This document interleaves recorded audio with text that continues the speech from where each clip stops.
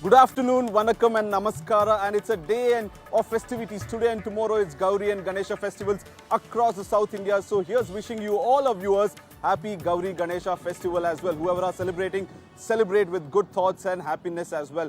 But like again, today we bring you another episode of South stories mattering across the southern part of India. And joining me are Sagai Raj, Shibi Mol, Apurva Jaychandran, Pramod Madhav, Anaga Keshav and Abdul Bashir from panning across all the 5 states of southern part of India. Starting with Sagai Raj. Sagai, what do you have for us today? Story from Bengaluru today is one of Bhanu Mushtaq invitation to inaugurate Dasara, where the BJP leaders are seeking a clarification on her past statement. 2. The SIT raids on the house of Mahesh Shetty Timmaruddi in connection with Dharmasthala mass burial case. I am Abdul Bashir from Hyderabad, and today tension erupts in 2 fronts in the state of Telangana. One in Bhadradri Kottagudem district, where a 33-year-old woman, namely Lakshmi Prasanna, was allegedly tortured and starved to death by her in-laws and her husband. Now here furious relatives have staged protest and also attacked the accused, demanding action in Bhadradri Kottagudem district. Meanwhile, in the Medak district of Telangana, farmers have shown outrage over the shortage of urea. Hundreds of farmers have gathered in queues in Medak district and also Vanaparthi, where they had been requesting for a bag of urea, where the authorities have allegedly said that a few bags are only available, to which the distress of the farmers is now continuing, and farmers are demanding that their demand to be met soon. Despite the Kerala government extending an invitation, Tamil Nadu CM MK Stalin has informed that he will not be attending the event due to prior commitments. In other news, a controversy has erupted in Kerala after the Sri Guruvayur temple in Thrissur has decided to conduct purification ritual after a non-Hindu woman entered the temple premises and shot reels inside the temple.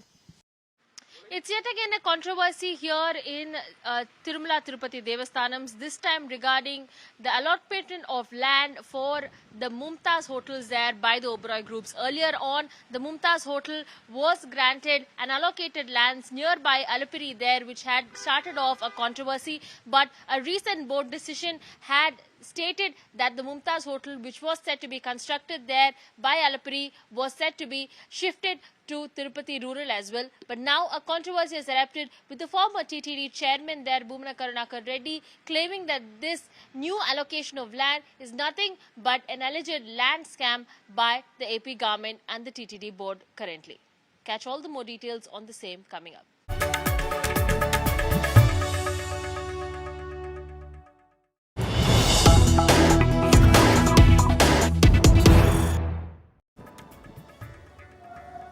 And breaking news coming in from Karnataka, Deputy Chief Minister DK Shivkumar has apologized for his remarks that he made in Assembly. Defiant, DK Shivkumar forced to apologize after he sang the RSS anthem in the Karnataka Assembly. DK Shivkumar said, "I apologize if I have hurt sentiments of anybody." He went on to say that nobody can question my loyalty to the Gandhi family and to the Congress party, and said that his statements are being misinterpreted. Earlier last Friday, DK Shivkumar in Karnataka Assembly had sung the RSS anthem, and he had faced criticism not just from others, from his own political party colleagues as well.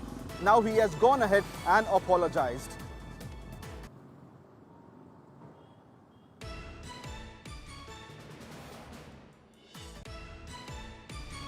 Today I am standing before you, I think the last 3, 4, 5 days back in the Assembly, on reference to the discussion on this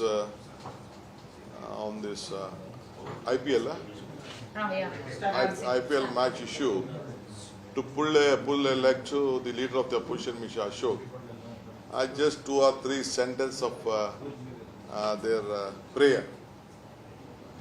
I don't mean that my intention are to praise them. Today we know that what all the activities are going on. I don't want to disclose of that. I just committed and tried to pull their leg. Some of my friends are taking a political leaf out of it and try to misuse it and try to create confusion among the public. But if anyone has been hurt, some of my party colleagues are commenting on that.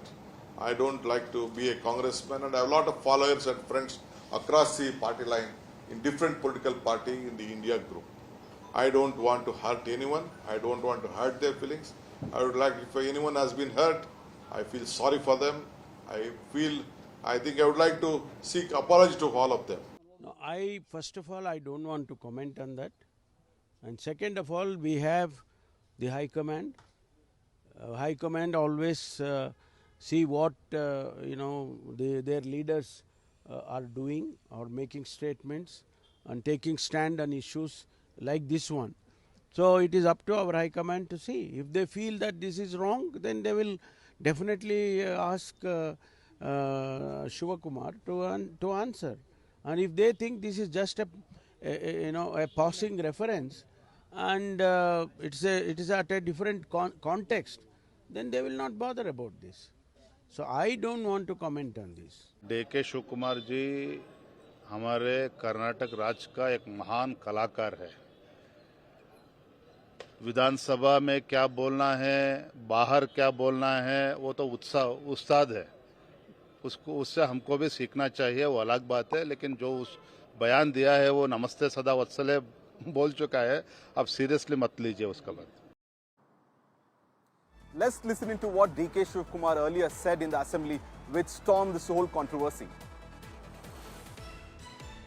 नमस्ते सदा वत्सले मातृभूमि जया हिंदू भूमि सुगम वर्धितोहम महामंगले नमस्ते सदा वत्सले मातृभूमि जया हिंदू भूमि सुगम वर्धितोहम महामंगले.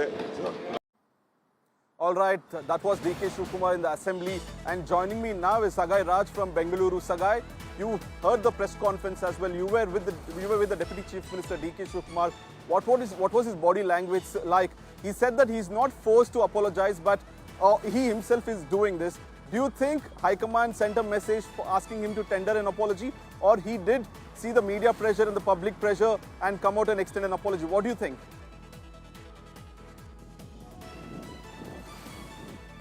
I realized that the statement that he made, especially RSS song inside the assembly, has not gone well within his own party leaders, where BK Hariprasad yesterday had criticized and demanded his apology. And even today he went on to say that he was nurtured on the den of Parmeshwar. So he categorically mentioned that he has learnt all political parties, whether it is RSS, BJP, Communist or any other party. He has studied about them, and that's how sarcastically he was singing that particular song, trying to make the opposition understand that he knows even the anthem of their RSS organization. So he has justified his move, but however he has apologized, stating that if he has hurt anybody's sentiment, whether it is his own Congress party leaders in Karnataka or even the India bloc members, he has apologized if he has hurt those sentiments. So he has said that he is apologizing if at all if he has hurt anybody's sentiments because of him singing RSS song.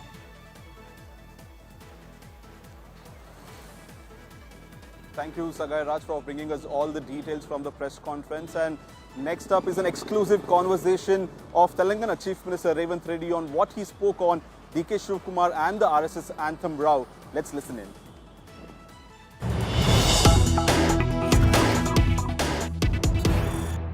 आपको वैसे DK Shivkumar जी को तो याद है, आपको भी RSS anthem तो याद होगा. बोलूंगी नहीं आप गाएं, पर याद तो होगा सर. हर चीज नहीं. अब मैं अखबार पढ़ते रहता हूँ. खाली अपने को तारीफ करने का अखबार नहीं, अपने को गाली देने का अखबार भी पढ़ता हूँ. जब अपने को जो पसंद नहीं है, जो आइडियालॉजी हम मानते भी नहीं, समझो, तो उसको भी पढ़ना है, क्योंकि अंडरस्टैंड करना उसमें क्या गलती है, हम क्या बोल सकते हैं. पर याद तो होगा आपको. याद करना भी पड़ेगा, क्योंकि उसमें क्या है, वो लोग क्या बोलना चाह रहे हैं कि आपके जो पॉलिटिकल अपोनेंट है, अदरवाइज योर अपोनेंट फिलॉसफी और आइडियालॉजी भी आपको पता लगना. राइट. मतलब आप भगवत गीता मानते होगे, मगर कुरान के बारे में जाने तो क्या गलती है, या बाइबल के बारे में जानना कोई गलती नहीं है. ट्रू. तो इंडिया कॉन्स्टिट्यूशन के बारे में, हिंदुस्तान में कॉन्स्टिट्यूशन के बारे में जाने से पाकिस्तान के कॉन्स्टिट्यूशन भी जाने तो क्या गलती है कि पाकिस्तान में क्या हो रहा है हमें पता लगे।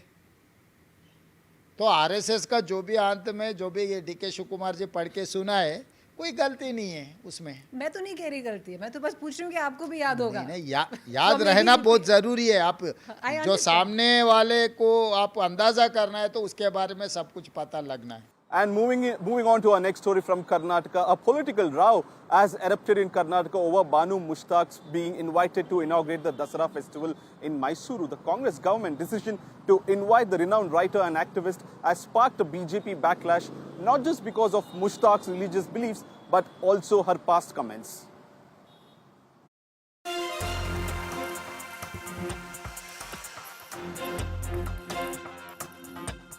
A polarizing fight over the annual Mysuru Dasara festivities. The Congress government's invite to award-winning author, the Booker Prize winner Bhanu Mushtaq, to inaugurate the Dasara festival has led to a political firestorm. ವಿಶ್ವವಿಖ್ಯಾತ ದಸರಾ ಮಹೋತ್ಸವ ಉದ್ಘಾಟನೆಯನ್ನು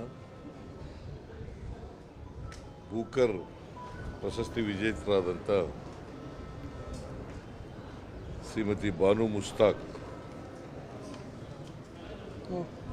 ಅವರು ಉದ್ಘಾಟನೆ ಮಾಡಲಿದ್ದಾರೆ. While the Congress has lauded the author's contribution, the BJP has lashed out.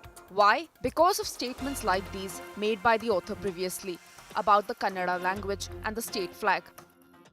ಕನ್ನಡವನ್ನ ಭಾಷೆಯಾಗಿ ಬೆಳೀಲಿಕ್ಕೆ, ಕನ್ನಡವನ್ನ ಭಾಷೆಯಾಗಿ ಬಾನು ಮುಷ್ತಾಕ್ ಮಾತಾಡಲಿಕ್ಕೆ, ಆಕೆಯ ಮನೆಯವರು ಮಾತಾಡಲಿಕ್ಕೆ ನೀವು ಅವಕಾಶನೇ ಕೊಡಲಿಲ್ಲ. ಕನ್ನಡವನ್ನ Kannada ಭುವನೇಶ್ವರಿಯಾಗಿ ಮಾಡಿಬಿಟ್ರಿ. BJP leaders have also raised questions over whether the author even believes in the Chamundeshwari deity who is worshipped in Mysuru during the Dasara festival. Banu Mushtaq ಅವರಿಗೆ ತಾಯಿ ಚಾಮುಂಡಿ ಮೇಲೆ ನಂಬಿಕೆ ಇದೆಯಾ? ನಮ್ಮ ಆಚರಣೆಗಳನ್ನು ಅವರು ಪಾಲಿಸ್ತಾ ಬಂದಿದ್ದಾರಾ? ಈ ಒಂದು ದಸರಾ ಆಚರಣೆಗೆ ಅವರನ್ನು ನೀವು ಉದ್ಘಾಟನೆಗೆ ಕರೆಯೋದಾದರೆ ಅವರು ಇಲ್ಲಿವರೆಗೂ ಕೂಡ ತಾಯಿ ಚಾಮುಂಡಿಯ ತಾನು ಭಕ್ತೆಯಾಗಿದ್ದೀನಿ ಅನ್ನೋದನ್ನು ಎಲ್ಲಾದರೂ ತೋರಿಸ್ಪಡಿಸ್ಕೊಂಡಿದ್ದಾರಾ? ಹಾಗಾದರೆ ಯಾಕಾಗಿ ಕರಿತಾ ಇದ್ದೀರಿ?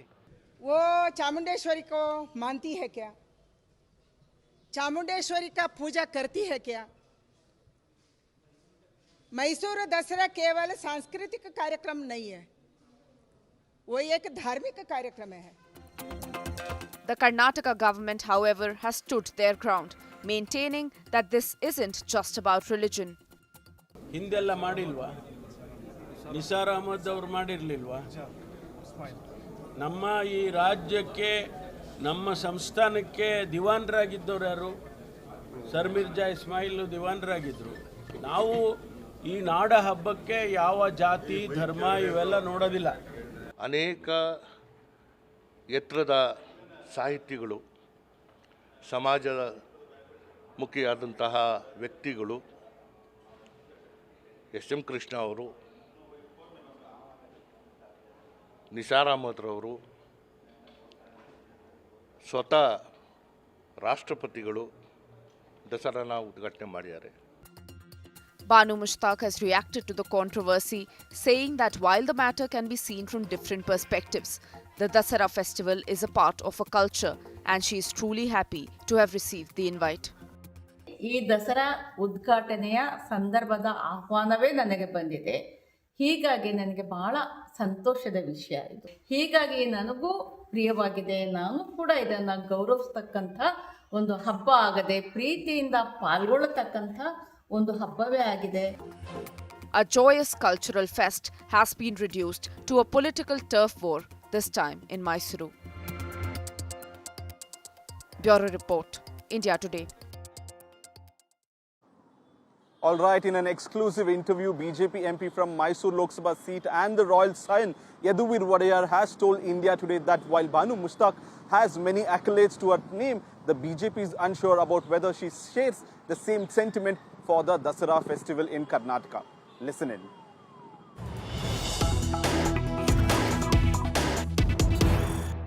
What is your take on Bhanu Mushtaq being chosen as a chief guest?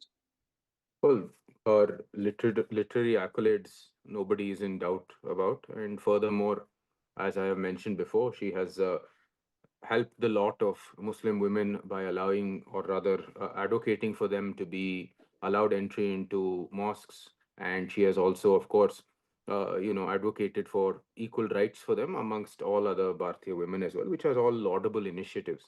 But we also have to, if one side these are laudable initiatives of hers, we have to weigh it against also some of her sayings, which in 2023 have come to light recently, of her, essentially insulting our Kannada flag by saying that it is, part Arshna and part Kesari, part that is yellow and orange, and then saying that there is a photo of Thai Bhuneshwari on the stage, and so she feels unwelcome. So these are all, aspects which have come to light, which have obviously not been in line with our sentiments, given the fact that this is a Dharmic festival at its core and originates from the 10-day Dharmic festivities that have been conducted for over 400 years by my own family, and then extending, many centuries if you take the other rulers of our state from which we've inherited it as well. So giving all of these light and these new videos of her coming to light, obviously we've had to retake our stance. And furthermore, I think she should make it abundantly clear that she honors this tradition and that she is very much not going to hurt anybody's sentiments in participating in the Dasara festival.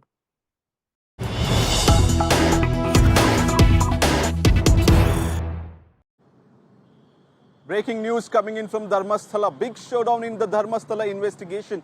Accused masked man Chinnaya's house has been raided by the special investigative team. While the BJP calls for a march to the temple town in the September 1st week, BJP calls it a sinister malign Hindu's plot. And while SIT probe says accused had moved Supreme Court in March as well. And more information that the SIT is giving, that skull image used in the Supreme Court plea by Chinnaya as well. The probe team says FIR after the local court. Listening to what Karnataka BJP President Vijayendra had said. BJP stand is very clear. Today, Siddaramaiah government stands exposed in the Dharmasthala episode because of the pressure exerted by the communist organization. Siddaramaiah ordered SIT. Today everything stands exposed. Chief Minister, because of his decisions, because of his conspirators, no action has been taken against the conspirators. Now the state government stands exposed. Siddaramaiah government should take action against those conspirators who carried out false propaganda. And joining me now is Sagai Raj from Bengaluru. Sagai, you had interviewed the masked man. Now the case is completely turned against him. He's been in the custody of the SIT. Now his house has been raided and searched. What are you picking up from the sources within the SIT? What made this case and the raid against the masked man himself, and what are the police looking at?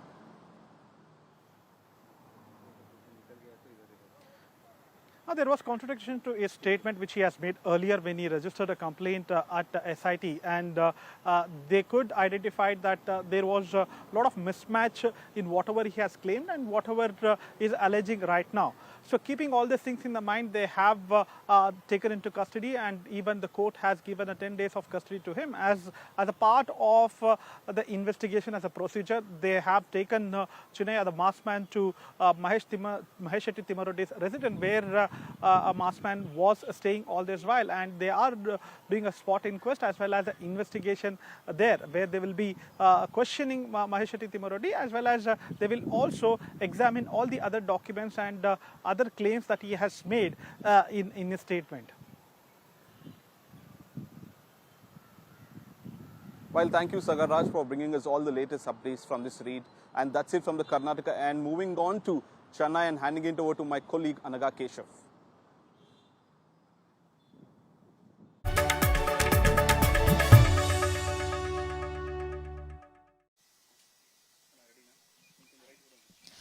Well, in Chennai, serious questions are being raised about the manner in which police officers operate and treat the common public.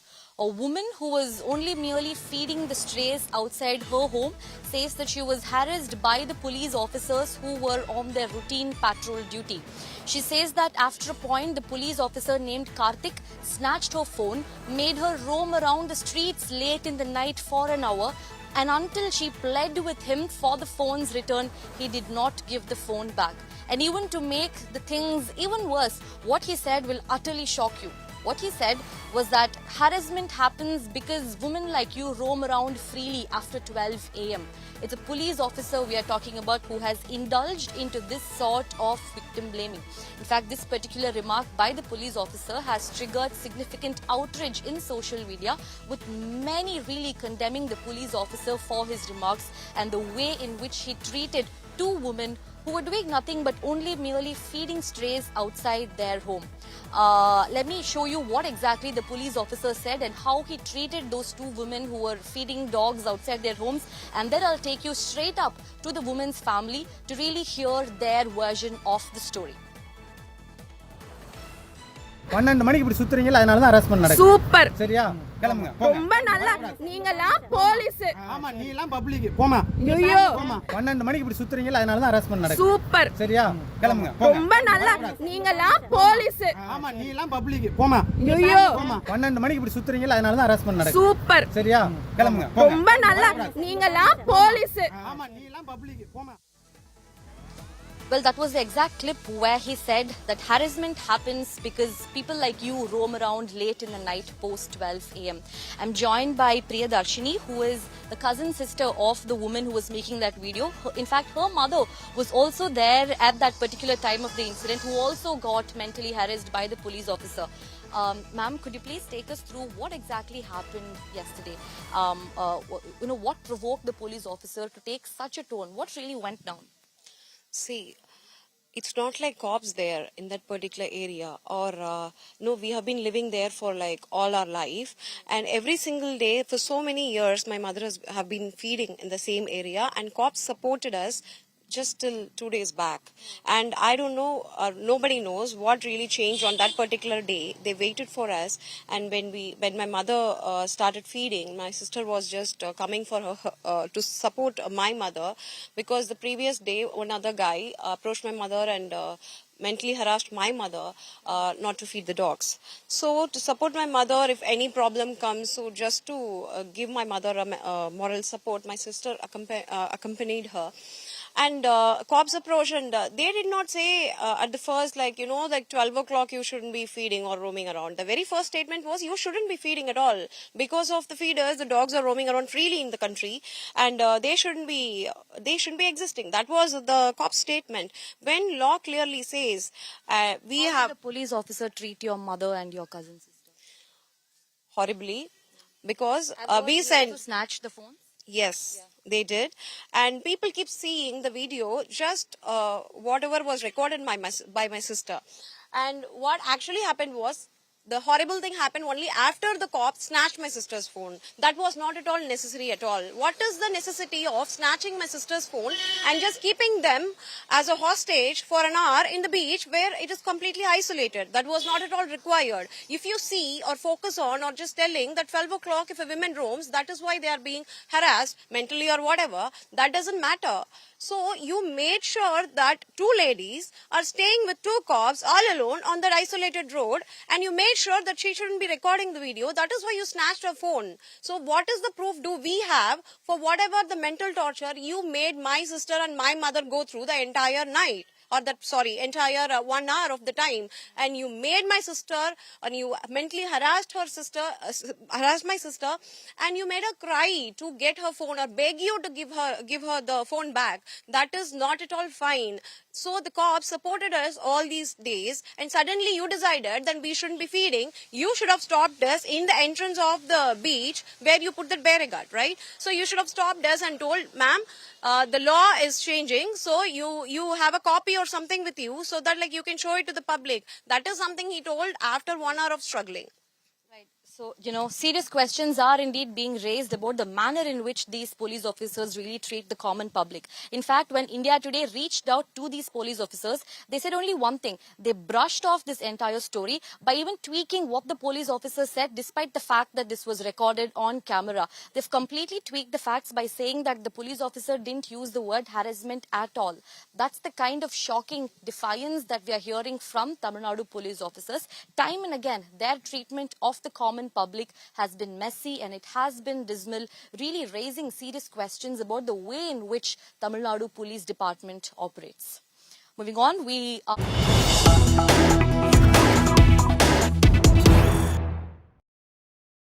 and the state continues. Well, the power tussle between the centre and the state continues. It's been a long-standing power tussle between the centre and the state. In fact, the state has posed 234 questions to the centre about the centre-state relationship. The state has also mentioned that over the past many years, there has been a creeping centralization of power. The centre believes that the power resides only in one place, and that's New Delhi. The state says that the state's autonomy, that the power that the state has on its own land has only depleted in the last many years, while only concentrating in New Delhi. I'm also going to take you through some of the key questions that MK Stalin raised in that national seminar on center-state relations. Stalin has even questioned about the language issue by saying that Hindi language has been accorded a lot more privilege than other language. Stalin has questioned if from now onwards the union government offices, especially banks, will henceforth use English as the official medium of communication, particularly in non-Hindi speaking states. In fact, the Tamil Nadu state has also gone on to question as to why airports, seaports and many other places like that of public interest, the management of these places are given only to private entities or is managed by the centre, and why not to the state is a question that Tamil Nadu government has put forth. Many other questions, including more clarity on the role of governor and the president, has also been put forth by the state to the centre, including the issue on fund devolution, tax devolution. The centre has questioned the union government as to why is it that states that are ruled by the opposition parties are accorded a meager amount, while states that are ruled by BJP parties are given a higher tax share, given a higher fund devolution. That's the kind of long question here that the state has put out to the centre. In fact, the relationships between the centre and the state, especially Tamil Nadu and New Delhi, has always been frayed, and this long question here put out officially by the Tamil Nadu government demands answers from the union government about the creeping centralization of power, number one, in New Delhi, number two, the language issue, number three, the fund issue. In fact, the centre has also gone on to say that the identity of states are being snatched away while trying to impose uniformity. Let's hear into what Finance Minister Thangam Thennarasu had to say about it, and Deputy Chief Minister Udayanidhi Stalin. ஒன்றிய அரசு மாநிலத்திலே வேறு கட்சிகளால் ஆட்சிக்கு வரக்கூடிய ஒரு மாநில அரசாங்கம் இருக்கிறது என்று சொன்னால், ஒன்றிய அரசினுடைய அந்த மாற்றாந்தாய் மனப்பான்மை அல்லது நம்மை இரண்டாந்தர குடிமக்களாக கருதக்கூடிய அந்த நிலை ஏற்படுகிற போது அவர்கள் முதலிலே கை வைக்கக்கூடியது மாநிலங்களுக்கான நிதி ஒதுக்கம். அந்த மாநிலங்களுக்கான நிதி ஒதுக்கத்தில் அவர்கள் காட்டக்கூடிய பாரபட்சம் என்பது எங்கே போய் நிற்கிறது என்று சொன்னால், மாநிலங்களுக்கு உரிய நிதியை வழங்குவதை காட்டிலும் மாநிலங்களுக்கு தேவையான திட்டங்களை ஒன்றிய அரசே செய்கிற போது ஒன்றிய அரசினுடைய திட்டங்களுக்கே கூட உரிய நிதியை விடுவிக்காமல் இருந்து விடக்கூடிய அந்த வாய்ப்பை கூட இன்றைக்கு ஒன்றிய அரசு பயன்படுத்தி கொண்டிருக்கிறது என்பதுதான் நிதர்சனமான ஒரு உண்மையாக இருக்கிறது. இன்னும் நான் சொல்ல வேண்டும் என்றால், சில நாட்களுக்கு முன்பே கூட நாடாளுமன்றத்தில் ஒரு மசோதாவை அவசரமாக தாக்கல் செய்தார்கள்.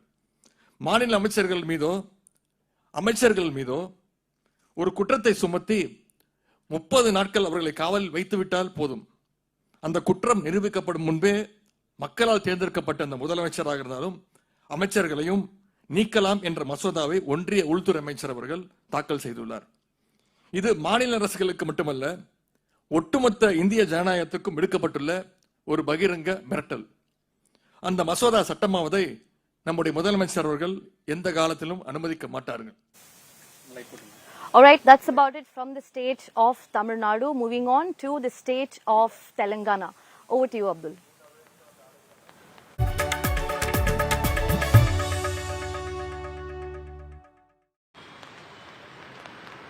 In a brutal case of alleged torture in the state of Telangana has sent shockwaves across the nation. Now, this shocking case has come to light from Bhadradri Kottagudem district in Telangana, where a woman was allegedly starved, tortured and confined which led to her death is what is being alleged. And this incident has taken place in Ashwaraupeta of Telangana. A woman, namely Lakshmi Prasanna, who's 33-year-old, was said to be dead at the Rajavandrivaram hospital after she was allegedly starved, tortured and confined to a place where by her in-laws, by her husband Naresh Babu, which has led to her death is what the in-laws have alleged. Now, this whole incident has sent shockwaves where the family members have been protesting outside the police station demanding justice. Now, here the family members also claim that they have also given 2 acres of mango orchards, half acre of farmland, 10 lakh in cash and 10 lakh of gold ornaments to the husband, that is Naresh Babu, and their in-laws during the time of marriage, and harassment. The reason for harassment was dowry is what they claim. Let's listen in to the reactions coming in. నా భార్య చనిపోయింది, కానీ అత్తగారింటి వాళ్ళు ఏమో అన్నీ నా మీదే వేస్తున్నారు. ఇవాళ నా భార్య మాట్లాడితే తనే నిజాలు చెప్పేది. గతంలో వాళ్ళు అసలు కనీసం ఏనాడు వచ్చేవాళ్ళు కాదు, పిలిచేవాళ్ళు కాదు, చూసేవాళ్ళు కాదు. ఏదో 2 సంవత్సరాలకు ఒకసారి ఎవరో పెద్ద మనిషిని అంట పెట్టుకొని మా మామగారు వచ్చి చూసిపోయి మళ్ళీ పెద్ద మనుషులు పంపించి వాళ్ళ పంపించి ఏళ్ళ పంపించి చేసేవాడు. ఎందుకు చేసేవాడో నా భార్యకి తెలియదు, నాకు తెలియదు. ఏం జరుగుతుందో ఏంటో అసలు ఏం అర్థం కావట్లేదు. ఇవాళ తను మాట్లాడే పొజిషన్లో లేదని చెప్పేసి ఇష్టం వచ్చిన అభాండాలు, ఏది తిండి పెట్టకుండా చంపారని, కడుపు మార్చి చంపారని, హింసించారని, అయ్యని ఇయ్యని ఇష్టం వచ్చినవి అన్నీ చెబుతుంటే ఏం చేయాలో కూడా మాకు పాలు పోవట్లేదు. నన్ను నేను ఎలా నిరూపించుకోవాలా? ఇంతకుముందు పంచాయతీలు జరిగినాయి, అవి జరిగినాయి, ఈ జరిగినాయి, అన్నీ జరిగినాయి. పెద్ద మనుషులు, మా ఊరు పెద్ద మనుషులతో కూడా చెప్పింది అమ్మాయి, మా నాన్నదే తప్పు, మా నాన్న మంచోడు కాదు, మా నాన్న తప్పని వాళ్ళ ఊరోళ్ళతో కూడా చాలా మందితో చెప్పుంది. ఇవన్నీ మరి అసలు ఎట్లా నిరూపించుకోవాలి ఏంటి? ఆ పెద్ద మనుషులు కనుక్కున్నా తెలిసిద్ది. అసలు ఎవరు అసలు ఏం చేయాలి? నా భార్య పోయిందని బాధలో ఉండాలా నేను? నా భార్య పోయిందని ఏడవాలా? లేకపోతే వీళ్ళు చేసే ఈ చిరాకుల పనులకి హాస్పిటల్ ఐసీయూలో ఉన్న పేషెంట్ని చూడటానికి వచ్చి 5 నిమిషాలు, ఒక అరగంట, 2 గంటలు 3 గంటలు ఉండి వెంటనే వాళ్ళకి కావాల్సిన police.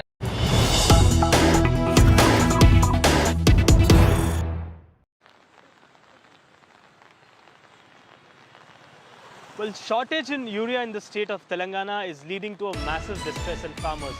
Long queues are being witnessed in Medak and Vanaparthi for urea bags. The farmers wait in long queues, a kilometer-long queue, where hundreds of farmers are now waiting for a single bag of urea for their farmland. Now, this bag of urea or the urea supply is disturbing their agricultural activity, which is leading to a massive distress in the farmers, is what the farmers have claimed. Now, farmers who had been waiting in queues claim that the authorities who supply the urea are saying that there is no sufficient amount of bags available, just a few are available and the rest will be given the next day. So the farmers here in the early morning hours, just using their Aadhaar card or passbook, stand in queues for hours together just for a bag of urea. Now, political war has escalated regarding this supply of urea, where the state government or the Congress party in Telangana claims that the center is not supplying urea. It is the responsibility of the center to manufacture and import urea, and the state government is only responsible to supply. So there is no input from the center, is what the Congress government in Telangana has claimed, wherein the BJP here in Telangana says that enough amount of urea has been supplied, but it is a black marketing that is benefiting the black marketing agents, and farmers are now in distress because of the mismanagement of the state government, is what the BJP has to say. Well, the BRS has given an interesting reply, with KTR, BRS working president, has stated that whoever supplies urea, be it the state or the center, be it Congress or the BJP, be it India Bloc or the NDA, their vote in the vice president elections will belong to those that particular alliance, is what KTR has stated. Let's listen in to the reactions coming in.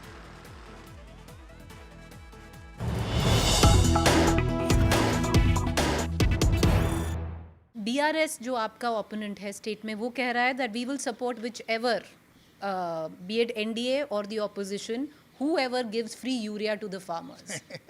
So उन्होंने directly बोला है कि let CM of Telangana give free urea and I will support. वो पागल है, पागल बन गए. यूरिया देना है गवर्नमेंट ऑफ इंडिया, यूरिया बांटना है government of Telangana. Government of Telangana cannot give urea. We don't manufacture, we don't import. Government of India, they have their own manufacturing units, and government of India has to import. तो साफ साफ क्यों नहीं कह रहे हम इंडिया कैंडिडेट को vote डालने वाले, हम मोदी का पट्टा बोल के? क्यों ये छुपा के? पिछले चुनाव में भी लोकसभा में इन लोग ऑर्गन डोनेशन से 8 सीट जीता है ना तेलंगाना में.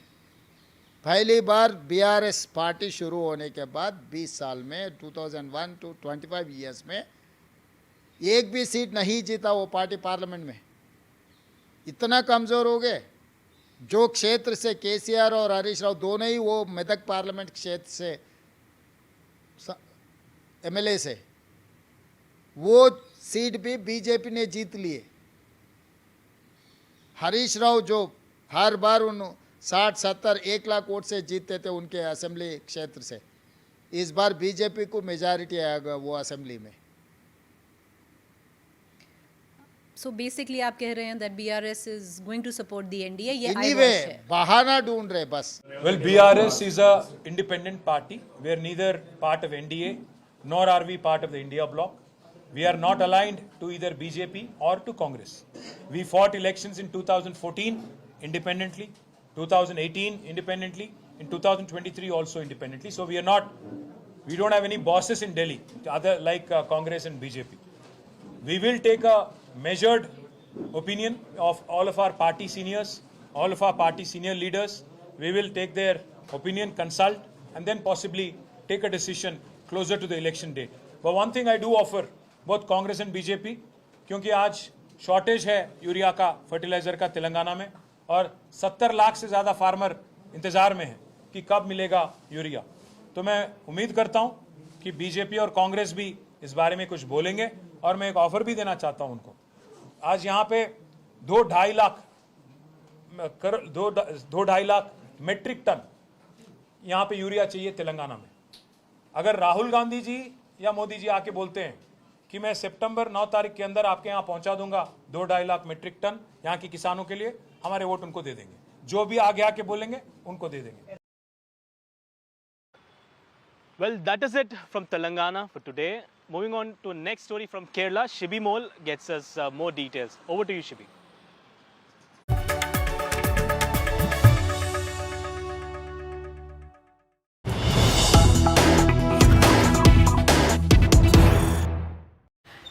Thank you, Abdul.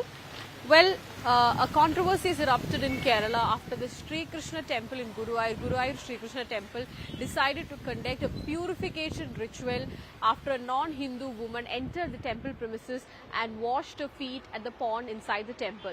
Now, the woman has been identified as Jasmine. She's a former Big Boss reality show contestant as well as a vlogger. She made a reel from the temple, using a song where we can see her washing her feet at the pond. So, Guruvayur temple is one of the prominent temples, just like Sri Padmanabha Swami temple and Shabarimala temple. Guruvayur is regarded as one of the 3 topmost temples in the state of Kerala, where devotees from different parts of the world and the country attend. Now, what the controversy is that Guruvayur temple restricts entry to non-Hindus. What Jasmine has said is that she had no idea that there was a restriction like this. It was a mistake that she made out of ignorance, and she apologized to whoever felt uneasy, whoever felt hurt by the action by her action. Now, the rituals began today morning from 5 a.m. It will go on till afternoon, is what we have been told by the temple authorities. It was decided of the temple met for a meeting because the reel went viral, and what has been decided is that she entered the temple and used the pond around 6 days ago. So all the pujas that took place in the last 6 days will be repeated. That includes 18 pujas and 18 shivelis. Now, some of the people on social media have also criticized the temple's action, saying that it was unknown to her. She apologized for it, and people should be treated as humans, and these kind of rituals and these kind of actions should not be taken, is what some people have said. But again, Jasmine says that she was unaware of this. Temple's belief is that the deity, Sri Guruvayur is taken for a bath in that pond before the rituals, before the major rituals in the temple. So it's because of that they've decided to conduct a purification ritual. There was restrictions imposed on the devotees as far as entry is concerned, and also the temple authorities, the Guruvayur Devastam Board, appealed to the devotees, saying that if there's any discomfort caused to anybody, we apologize and please cooperate with this purification ritual. Now that's the story we have from Kerala. Over to Apurva Jayachandran in Andhra Pradesh.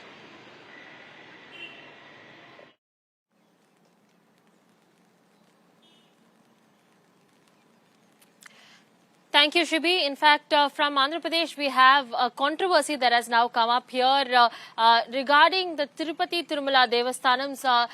There was a hotel that was given 20 acres of land there, right in the edge of TTD board, that is at Alapuri. This had been given in 2021. The controversy is simple. The lands that were given by then government in 2021, it had been given to an Oberoi group of hotels there, and they had decided to name it as Mumtaz Hotels.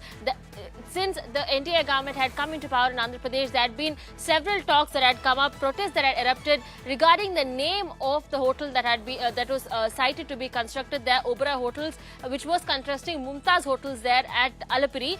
And following this name controversy that had broken out, the TTD board had a recent board meeting there, wherein they said that not only was the Oberoi group of hotels, which was given the 20 acres of land, will that hotel be given to them in a different place inside Tirupati rural area. But more importantly, the Andhra Pradesh government had also finalized saying that this hotel will be removed from Alapuri, where construction had hardly begun, and that they will go ahead and give it in an additional 20 acres of land. Now, where the question now arises is, when the former Tirupati Tirumala Devasthanam's board member, Bhumra Karnakar Reddy, has alleged that this land swap by the TTD board after the recent resolution has not only resulted in an alleged scam, but he also goes on and says this is not the right way, and it's hurting the sentiments of the people. Catch the reactions coming in on this story. TTD స్థలాన్ని tourism శాఖకు బదలాయించటం మీద ఇది చాలా తప్పని, భగవంతుని ఆస్తిని tourism శాఖకు ఇవ్వటం చాలా ఘోరమైనటువంటి అపచారమని, టూరిజం శాఖకే స్థలం ఇవ్వాలని అనుకుంటే మరో చోట ఎక్కడైనా కూడా ఎయిర్పోర్ట్ దగ్గర ఓ 25 నుంచి 30 ఎకరాలు ఇవ్వవచ్చునని, అలా కాకుండా దేవునికే సంబంధించినటువంటి స్థలం ఇవ్వటం మార్పిడిగా చాలా తప్పు అని నేను మాట్లాడడం జరిగింది. దానికి సంబంధించి నిన్న రాత్రి టిటిడి ముఖ్య ప్రజా సంబంధాల అధికారి పేరుతో ఒక రాజకీయ ప్రేరితమైనటువంటి ప్రకటన బిఆర్ నాయుడు గారు చేయించినారు, అధ్యక్షుల వారు. After all the false narratives and after all the attempts, fake attempts by Mr. Jagan Mohan Reddy to manipulate and do all kinds of negative things with Oberoi Group, what has happened is, once the land was allocated to them in 2021, after the land was allocated to a particular group in Oberoi Group also, there was a thing where the Hindutva organizations, Hindu groups, all of them came out, religious groups came out saying that we have a concern regarding this particular land being given to the Mumtaz group of hotels. That's when most of them agitated. They said, can you take them away from here and probably give them some other piece of land and all these things. So after our government came into power in 2024, a lot of deliberations have happened. All these religious institutions, associations which came up, after all taking into consideration, after all the sentiments of these religious associations, and also taking into consideration the interest of the investors, the state government of Andhra Pradesh has, under the visionary leadership of Sri Nara Chandrababu Naidu Garu, has in fact allocated them, instructed TTD, in fact requested TTD to allocate a different piece of land for them, and that has happened. In the recent board meeting, July 2025, the land allocated to Mumtaz Group was cancelled and the newer piece of land was allocated to them, which was approved by the state government in the recent, on August 22nd. Now, a land that was given during the previous government rule, and now the controversy yet again has erupted over this hotel there. The hotel that was proposed in 2021 still stands waiting to be constructed there. From one place to another, the land has been shifted, but the controversy carries on. That's all we have. News from Andhra Pradesh. Back to you, Nagarjun. Thank you, Apurva. With that, we come to the end of today's So South episode, and keep watching us tomorrow also at 1 p.m. Until then, stay safe, stay informed, and keep watching India Today.